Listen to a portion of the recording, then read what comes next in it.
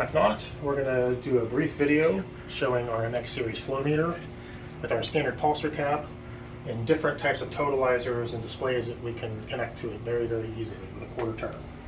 So here's our MX series flow meter with our standard pulsar cap attached. That standard pulsar cap comes with a reed switch and a Hall effect sensor that's connected to our meter with a quarter turn cam lock fitting.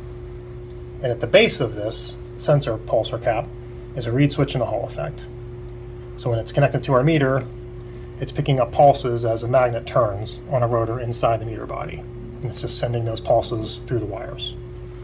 You can also hook that to other totalizers. And you can see, getting into quarter turn, we are getting totalization. So we can connect just as easily another totalizer.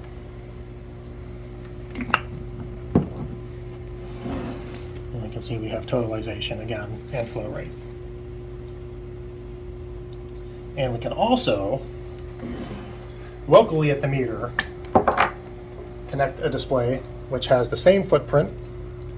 In this case, it's just a reed switch only. Our displays only work off of a reed switch, so they do not require power.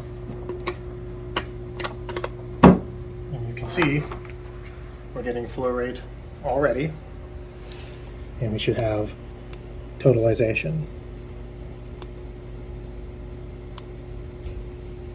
This is our basic display. It does not have any outputs, but that same display is also available with a pulse out and an analog out if you need to transmit that data to another control system, a PLC, a DCS, etc. Anything that will accept a pulse output or an analog can take data from that display. That's all we have for this video. We'll be doing some more shortly on the different types of displays we have and their functionality.